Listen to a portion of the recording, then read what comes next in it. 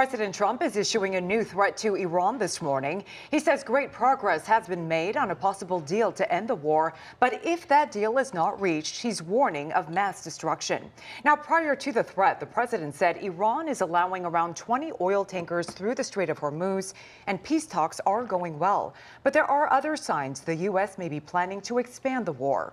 Thousands of American troops are arriving in the region, and CBS News is reporting the Pentagon is preparing detailed plans for ground operations while the president talks peace.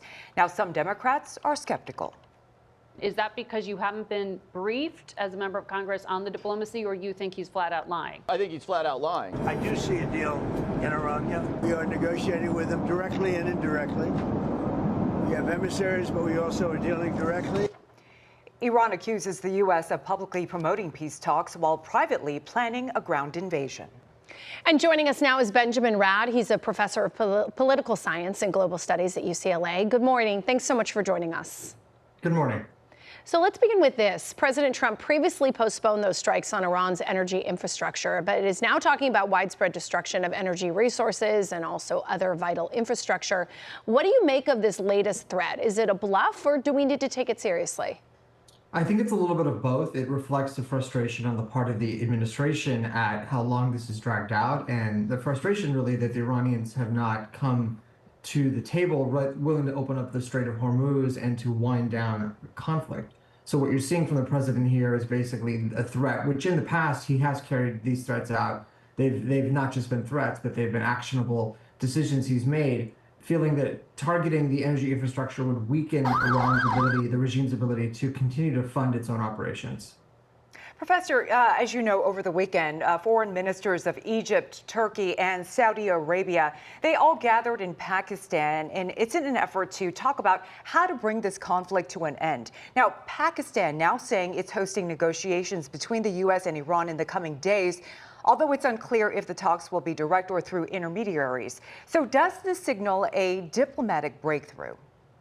Well, we saw diplomacy attempted last summer before the so-called 12-day war. We saw it used again earlier this year before this conflict started. I don't pay a lot of attention to the diplomatic aspects of this, in large part because both sides have made clear what they expect the outcome to be, and they're still incredibly far apart. And it's hard to see what negotiating would do to bridge the divides and allow an off-ramp for both sides, for the United States and Iran, that would allow each side's leadership to save face and claim victory. So again, diplomacy, I feel right now is something that's done symbolically, but it's not really going to change the facts on the ground and the positions that each side is holding.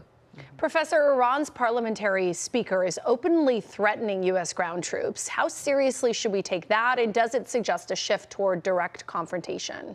Yeah, you're referring there to Ghalibaf, the speaker. So it's, I think, in response in large part to the mobilization of U.S. forces heading into the region with the perceived threat that a ground invasion of some kind or an operation that involves the use of ground forces is imminent. And what you're seeing from the speaker there and from other senior members of Iran's leadership is the fear that this would escalate the conflict to yet another level. So I think you're seeing sort of some preemptive language there meant to discourage or dissuade the president from using that very option.